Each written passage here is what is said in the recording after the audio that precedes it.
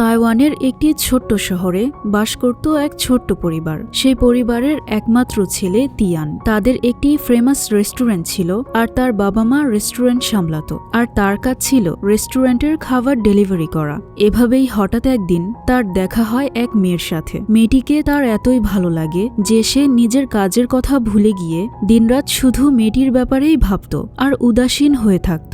এক পর্যায়ে তাদের বন্ধুত্ব হয়ে যায়। ধীরে ধীরে তারা একে অপরকে পছন্দ করা শুরু করে। তারা একসাথে হাঁটত, ঘুরতে বের হতো বা রেস্টুরেন্টে যেত। কিন্তু সবচেয়ে মজার বিষয় হচ্ছে তাদের মধ্যে এত কিছু হওয়ার পরও তারা কখনোই একে অপরের সাথে কথাই বলেনি। কথা বলা ছাড়াও যে ভালোবাসা কতটা মনমুগ্ধকর হতে পারে তারই বাস্তব প্রমাণ আমাদের আজকের গল্প। গল্পটি এতটাই আবেগময় যে আপনাদের মন ছুঁয়ে যাবে, আর আমি কথা দিচ্ছি গল্পটি আপনাদের কাছে অনেক ভালো লাগবে। তো গল্পের শুরুতেই আমরা গল্পের প্রধান চরিত্র একটি ছেলেকে দেখতে পাই। তার নাম ছিল তিয়ান। তাদের নিজেদের একটি রেস্টুরেন্ট ছিল এবং তারা বিভিন্ন জায়গায় খাবার ডেলিভারি করত। এভাবেই একদিন সে খাবার ডেলিভারি করতে এক সুইমিং একাডেমিতে আসে, যেখানে রিসিপশনে এসে সে কাউকেই দেখতে পায় না। তাই সে ভেতরে চলে আসে, যেখানে সমস্ত সুইমাররা কোচেদের সাথে নিজেদের গুরুত্বপূর্ণ কথা বলছিল। হঠাৎ করে তার নজর যায় পাশে দাঁড়িয়ে থাকা দুজন মেয়ের দিকে, যারা নিজেদের মধ্যে ইশারা অর্থাৎ সাংকেতিক ভাষায় কথা বলছিল। আসলে সাংকেতিক এরকম একটা ভাষা যেটা কথা না বলে শুধুমাত্র হাত নাড়াচাড়া এবং নানা রকম অঙ্গভঙ্গি করে বোঝানো হয়। আর এই ভাষা তাদের জন্যই ব্যবহার করা হয় যারা বধির, কানে শুনতে পায় না এবং কথাও বলতে পারে না। তো এখানে উল্লেখ্য তিয়ান কিন্তু সাংকেতিক ভাষা জানে, তাই সে ওই মেয়েগুলোর কাছে এসে তাদের কথা বুঝতে পেরে হাসতে থাকে। তখন মেয়েগুলো তাকে দেখে মনে করে যে এই অচেনা লোকটি এখানে কি করছে। তখন তিয়ান তাদেরকে সাংকেতিক ভাষায় বলে, আমি খাবার ডেলিভারি করি, তাই সেটা দিতে এসেছি। তখন তাদের মধ্যে সুইমিং এর পোশাক পরা মেয়েটি বসের কাছে যায় খাবারের বিল দিতে। তখন তিয়ান পাশের মেয়েটিকে বলে, আপনি কি সাঁতারু? তখন মেয়েটি বলে, আমি না, আমার বোন। আমি প্রায় এখানে আসি তাকে সাঁতারে উৎসাহ দিতে। এরপর যখন সেই মেয়েটি টাকা নিয়ে আসে তখন তার বোন তাকে বলে, আমার সময় নেই, আমাকে যেতে হবে। তখন তিয়ান সেই মেয়েটিকে বলে, সে কি তোমার বড় বোন? তখন মেয়েটি বলে, আমি তার বড় বোন, সে আমার ছোট বোন। তিয়ান বলে, তার নাম কি?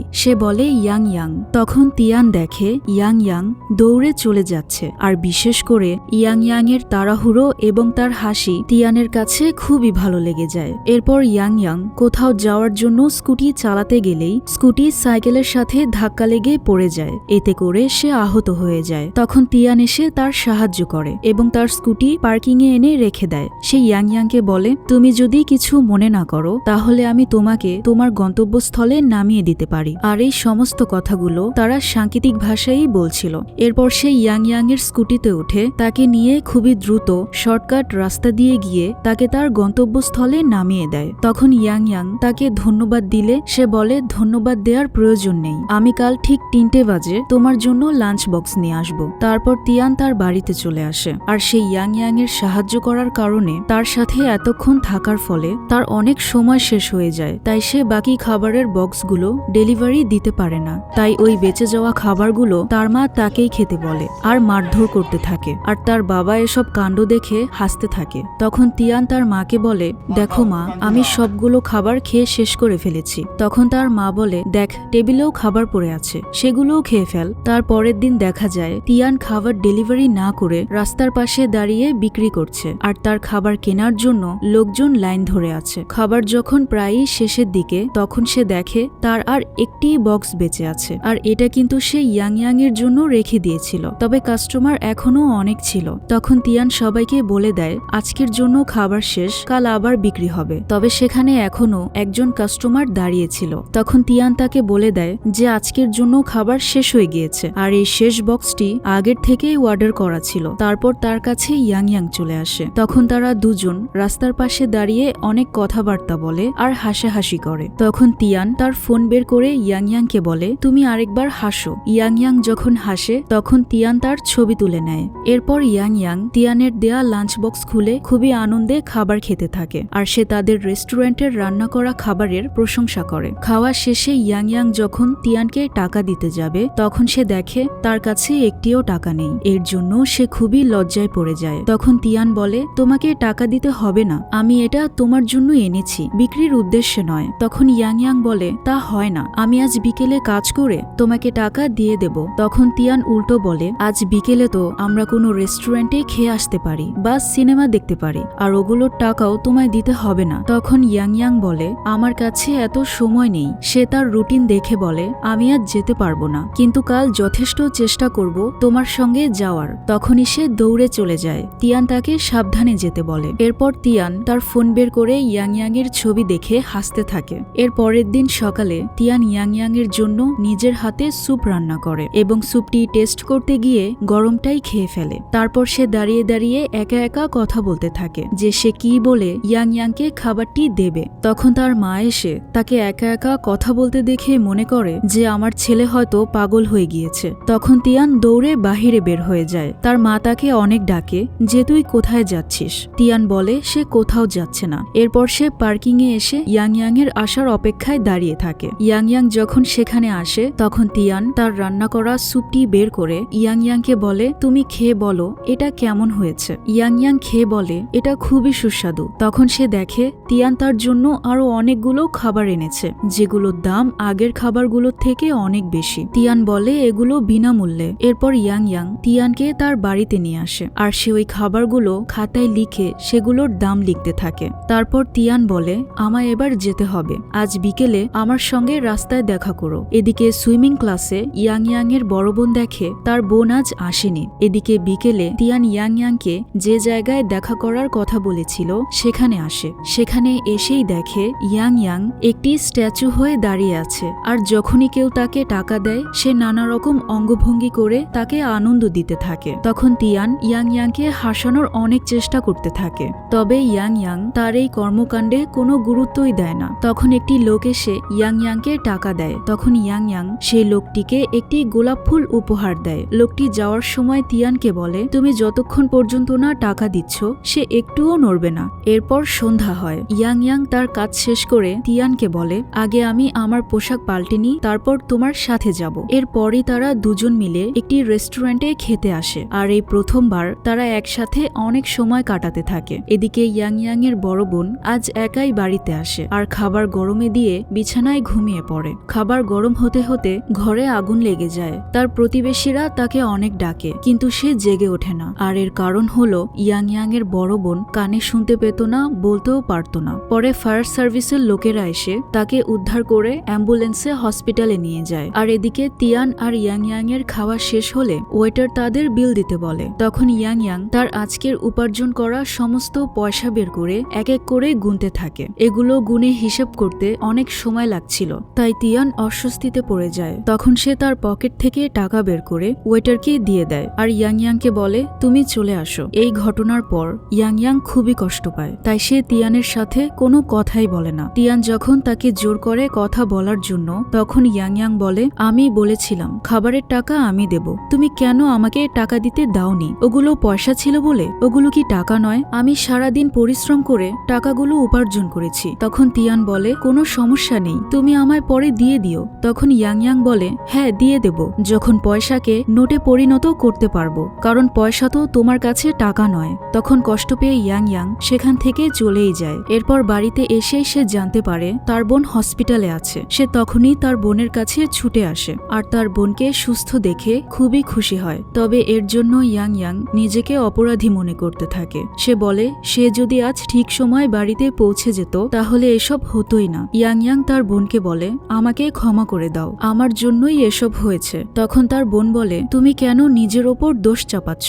আমি খাবার গরমে দিয়ে ঘুমিয়ে পড়েছিলাম, যার কারণে আগুন লেগে গিয়েছে। তখন ইয়াং ইয়াং বলে, তোমার সুইমিং ট্রেনিং এর কি হবে? আসলে ইয়াং ইয়াং এর বড় বোন এক শ্রবণ প্রতিবন্ধীর ন্যাশনাল সুইমিং কম্পিটিশনের জন্য ট্রেনিং নিচ্ছিল, কারণ তাদের টাকার প্রয়োজন। সে যদি কম্পিটিশনে জিততে পারে তাহলে অনেক টাকা পাবে। তখন সে ইয়াং ইয়াংকে বলে, তুমি চিন্তা করো না, আমার চিকিৎসা শেষ হলেই আরো পরিশ্রম করে রিকভার করে নেব। এরপর ইয়াং ইয়াং তার বোনকে জড়িয়ে ধরে হসপিটালেই ঘুমিয়ে পড়ে। এভাবেই অনেকগুলো দিন কেটে যায়। এদিকে তিয়ান এতদিনে বুঝতে পেরেছে যে সে আসলে ইয়াং ইয়াংকে কষ্ট দিয়ে ফেলেছে। সে কেন তাকে টাকা দিতে দিল না। ইয়াং ইয়াং তার সাথে এখন কথাও বলে না, দেখাও করতে আসে না। একদিন বিকেলে তিয়ান ইয়াং ইয়াংকে মনে করে সেই জায়গায় আসে যেখানে ইয়াং ইয়াং স্ট্যাচু হয়ে দাঁড়িয়ে দাঁড়িয়েছিল। সেখানে এসে সে দেখে ইয়াং ইয়াং এর জায়গায় অন্য এক লোক স্ট্যাচু হয়ে দাঁড়িয়ে আছে। সেই লোককে দেখে তার ইয়াং ইয়াং এর কথা মনে পড়ে যায় আর খুবই খারাপ লাগে। তখন সে ওই লোককে টাকা দিয়ে সেখান থেকে চলে যায়। এর পরের দিন তিয়ান একাই সেই রেস্টুরেন্টে চলে আসে যেখানে সে ইয়াং ইয়াংকে নিয়ে এসেছিল। সে তখনই শুনতে পায় রেস্টুরেন্টের সেই ওয়েটার এক মহিলার সাথে বলছে যে গতবারের সেই বধির মেয়েটি তার সাথে আজ আসেনি কেন। এটা শুনেই তিয়ান প্রচন্ড পরিমাণে রেগে যায়। সে তখনই তাদের বলে ওঠে সে বধির নয়, সে যদি বধির হয় আপনারাও তাহলে বধির, সে পুরোপুরি নিখুঁত। এই বলে সে রাগের চোটে খাবারটাও খায় না আর তাদের শুধুমাত্র পয়সা দিয়ে সেখান থেকে চলে আসে। এদিকে তিয়ানদের রেস্টুরেন্ট বন্ধ হয়ে যাওয়ার পর তার বাবা মা বসে তাকে নিয়ে কথা বলতে থাকে। তার বাবা তার মাকে বলে আমাদের ছেলের কিছু একটা হয়েছে, সে আজকাল মনমরা হয়ে থাকে, তার মুখে আর হাসি দেখা যায় না। তখন তার মা বলে আমি কাল সকালে ওকে জিজ্ঞেস করব কি হয়েছে। তারপর তিয়ানের বাবা জ্বালানা দিয়ে দেখতে পায় তিয়ান বারান্দায় বসে বসে মন খারাপ করে ফুল গাছের পাতা ছিঁড়ছে। এরপর সকাল হলে তিয়ানের মা তাকে খুঁজতে থাকে। তখন তার বাবা তার মাকে বলে বারান্দায় বসে বসে কান্না করছে, কোনো মেয়ে মনে হয় ছেকা দিয়ে হৃদয় ভেঙে দিয়েছে। তখন তার মা বলে তুমি কিছুই জানো না, আমি দেখে আসছি। এরপর সে বারান্দার কাছে এসে তিয়ানকে বলে তুমি তাড়াতাড়ি নিচে চলে এসো, অনেক কাজ পড়ে আছে। তিয়ান যখন আসে তখন তার মা বলে এই খাবারগুলো ডেলিভারি দিয়ে এসো। তখন তার বাবা তার মাকে ইশারায় বলে ওকে কিছু দিলে না। তখন তার মা দৌড়ে এসে তাকে তার হেলমেট দেয় আর কিছু টাকা দিয়ে বলে তুমি রেস্টুরেন্টের চিন্তা করো না, আমি আর তোমার বাবা মিলে সবকিছু সামলে নেব, তুমি বন্ধুদের সাথে আনন্দ করো, সময় কাটাও। তবে তিয়ান কিছুই বুঝতে পারছিল না যে তার বাবা মা কেন এরকম করছে। এরপর তিয়ান তার কাজ শেষ করে যখন বাড়ি যাবে তখন সে দেখে খুব জোরে বৃষ্টি নেমেছে। তখন সে তার মায়ের দেয়া টাকাগুলো দেখে কিছু একটা ভাবতে থাকে। তারপর যখন বৃষ্টি থেমে যায় তখন তিয়ান ইয়াং ইয়াং এর জন্য একটি গিফট নিয়ে তার বাড়িতে আসে। তবে সে কাউকেই দেখতে পায় না। সে অনেকবার কলিং বেল বাজায় কিন্তু কেউ দরজা খোলে না। তবে ইয়াং ইয়াং আর তার বড় বোন কিন্তু বাড়িতেই ছিল। তার বড় বোন দেখে তার বোন জ্বালানা দিয়ে উকি মেরে ডেলিভারি বয়কে দেখছে। তবে ইয়াং ইয়াং কিন্তু ইচ্ছে করে তিয়ানের সাথে দেখা করছে না, তাকে ইগনোর করছে, কারণ সে যদি তিয়ানকে সময় দেয় তাহলে তার বোনকে দিতে পারে না। তিয়ান চলে যাওয়ার পর ইয়াং ইয়াং বের হয়ে দেখে তিয়ান তার জন্য একটি গিফট রেখে গিয়েছে। সে যখন ওটা খুলে সে দেখে খুব সুন্দর একটি পাখি। পরের দিন ইয়াং ইয়াং সুইমিং একাডেমিতে আসে তার বোনকে বাড়িতে নিয়ে যাওয়ার জন্য। তখন সে দেখে তার বোন কোচের সাথে কথা বলছে। এরপর সে যখন তার বোনের কাছে আসে তার বোন তাকে বলে তুমি বাড়ি চলে যাও, আমি এখন বন্ধুদের সাথে কোথাও যাব। তখন ইয়াং ইয়াং বলে আমিও কি তোমার সাথে যেতে পারবো? তখন তার বোন রেগে গিয়ে বলে এখান থেকে চলে যাও। তখন ইয়াং ইয়াং সেখান থেকে চলে যায়। তারপর সে যখন তার বাড়ির সামনে আসে সে দেখতে পায় কেউ তার বাড়ির বাহিরে লাইট দিয়ে ডেকোরেট করে রেখেছে এবং সেখানে একটি গাছ দাঁড়িয়ে আছে। তবে সেটা সত্যিকারের গাছ ছিল না, সেই গাছের ভেতর তিয়ান ঘুমোচ্ছিল। ইয়াং ইয়াং তার কাছে আসলেই তিয়ান চোখ খুলে তাকে একটি মেসেজ করে। ইয়াং ইয়াং মেসেজটা পড়তে থাকে। সেখানে লেখা ছিল যে গাছ কেটে জমি করা হচ্ছে আর গাছ কাটার ফলে গাছও বিলুপ্ত হচ্ছে এবং পাখিও বিলুপ্ত হচ্ছে। তো আমি ওই পাখিগুলোকে বাঁচানোর জন্য ফ্রি আছি, তুমি কি আমায় গাছ হিসেবে তোমার বাড়ির সামনে রাখবে? তখন ইয়াং ইয়াং বলে সবাই পাখি বা গাছ ভালোবাসে না, ওগুলো যদি বিলুপ্তও হয়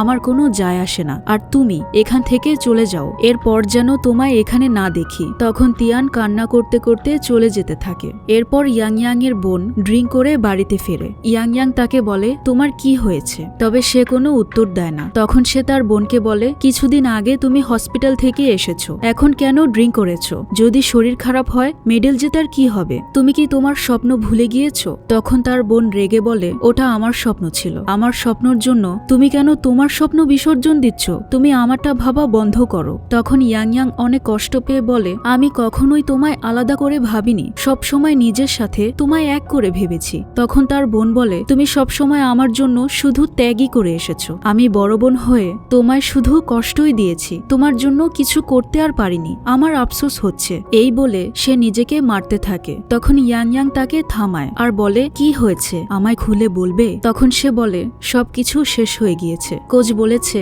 আমি আর রিকভার করতে পারবো না, অসুস্থ হওয়ায় আমার দ্রুততর অবনতি হয়েছে, মেডেলও জিততে পারবো না, টাকাও আনতে পারবো না, আমাদের লোনও পরিশোধ হবে না। তখন ইয়াং ইয়াং বলে তুমি টাকা নিয়ে ভেবো না, আমি কাজ করছি, মেডেল না জিততে পারলেও তুমি হাল ছেড়ে দিও না, নিজের স্বপ্নের প্রতি মনোযোগী হও। তখন তার বোন বলে, শুধু বোনের স্বপ্ন নিয়ে ভাবলেই চলবে? তোমার স্বপ্নের কি হবে? ইয়াং বলে, তোমার স্বপ্নই তো আমার স্বপ্ন। তার বোন বলে, আমি কি আজ পর্যন্ত এরকম কোনো কাজ করেছি যার জন্য তুমি আমার প্রতি গর্বিত? তখন ইয়াং বলে, আমরা যখন ছোট ছিলাম তখন তুমি ওই মানুষদের এড়িয়ে চলতে যারা তোমায় বিরক্ত করত, কিন্তু কেউ যখন আমায় বিরক্ত করতে আসতো তুমি তাদের ছেড়ে দিতে না, তাদের মারতে। তুমি আমার বড় বোন হওয়ায় আমি খুবই গর্বিত।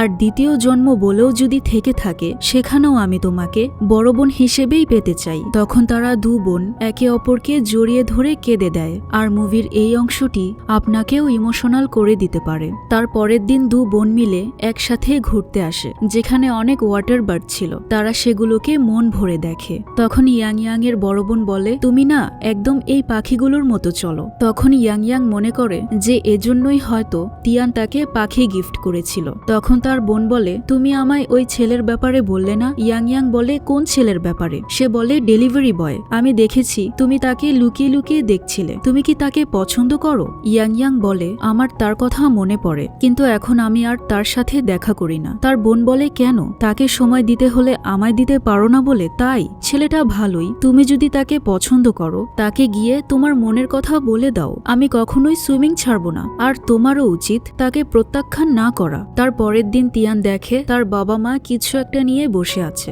তারা তাকে বলে, এটা তোমার জন্য কেউ দিয়ে গেছে। তিয়ান যখন ওটা খুলে সে দেখতে পায় সে ইয়াংকে যতগুলো খাবারের বক্স দিয়েছিল ইয়াং সবগুলো খাবার খাতায় লিখে ওগুলোর টাকা আজ পরিশোধ করে দিয়েছে। তখন তিয়ান মন খারাপ করে বলে, আমি যদি আর একবার তাকে দেখতে পারতাম। তখন তার বাবা মা বলে, তুমি কি কাউকে পছন্দ করো? তিয়ান বলে, হ্যাঁ। তারা বলে, কে সেই মেয়ে? তাকে আমাদের সাথে দেখা করাও। তিয়ান বলে, দেখা করে কি হবে? তোমরা কি তাকে মেনে নেবে? কারণ সে বধির। তখন তার বাবা মা বলে, আমাদের ছেলের পছন্দই আমাদের পছন্দ, আমাদের একটি মাত্র ছেলে, সে খুশি থাকলেই তো আমরা খুশি। তখন তিয়ান বুঝতে পারে তার বাবা মা পুরোপুরি রাজি। সে খুশিতে তাদের জড়িয়ে ধরে আর ইয়াং এর কাছে ছুটে যেতে থাকে। এদিকে ইয়াং সুইমিং পুলের কাছে এসে পানির মধ্যে মুখ দিয়ে শান্তি খুঁজতে থাকে। তারপর সে যখন উঠে বসে তখনই তার পেছনে তিয়ান চলে আসে। সে ইয়াংকে বলে, আমার নাম তিয়ান আর আমি তোমাকে অনেক ভালোবাসি। আমি আমার বাড়িতে তোমায় নিয়ে যেতে চাই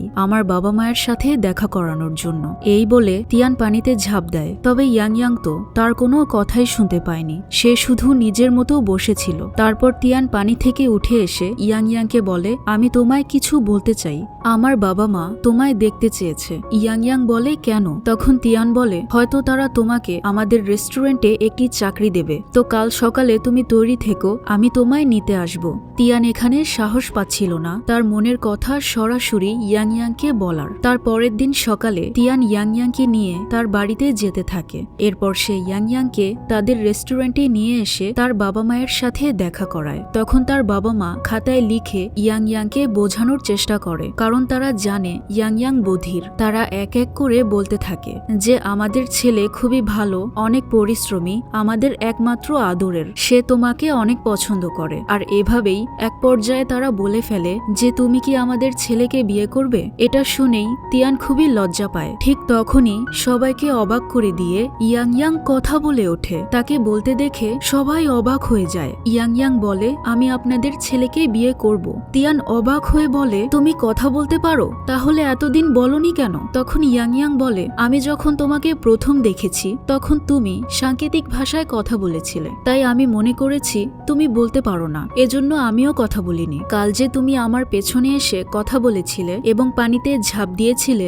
আমি কিন্তু তোমার সমস্ত কথা শুনেছি। তখন জানতে পেরেছি তুমি কথা বলতে পারো, কিন্তু তখন আমি তোমায় বলিনি যে আমি বলতে পারি। তখন তিয়ান বলে, আমিও তোমায় সবসময় তোমার বোনের সাথে ওভাবেই কথা বলতে দেখতাম, তাই আমিও মনে করেছি তুমি বলতে পারো না। তখন তার বাবা মা বলে, তাহলে তোমরা এতদিন কিভাবে কথা বলেছিলে? তারা বলে, সাংকেতিক ভাষায়। আর এর মধ্যেই এই অসাধারণ মুভিটির এন্ডিং হয়। মুভির শেষে আমরা দেখতে পাই যে ইয়াং আর তিয়ানের বিয়ে হয়ে গিয়েছে এবং তারা একে অপরের সাথে খুবই আনন্দে দিন কাটাচ্ছে।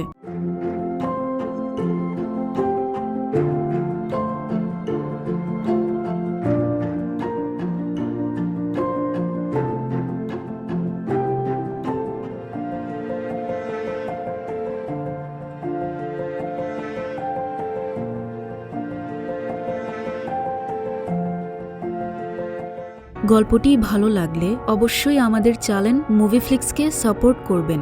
যেহেতু আমাদের চ্যানেল একেবারেই নতুন, তাই এখন আপনাদের সাপোর্ট আমাদের খুবই প্রয়োজন। আমাদের চ্যানেলে মূলত আমরা দুজন ভয়েস আর্টিস্ট, মেল এবং ফিমেল। স্ক্রিনের ডান পাশের মুভিগুলো আপনারা ফিমেল কণ্ঠে পাবেন, যেমন fantasy, adventure, romantic, horror comedy বা ড্রামা। এই সবগুলো জনরার মুভি আপনারা ফিমেল কণ্ঠে পাবেন। আগামীর মুভিগুলো অবশ্যই আপনাদের সকলের ভালো লাগবে, তাই মুভিফ্লিক্সকে সাবস্ক্রাইব করে অবশ্যই আমাদের সাথে থাকবেন। সবাই ভালো থাকবেন, সুস্থ থাকবেন। আল্লাহ হাফেজ।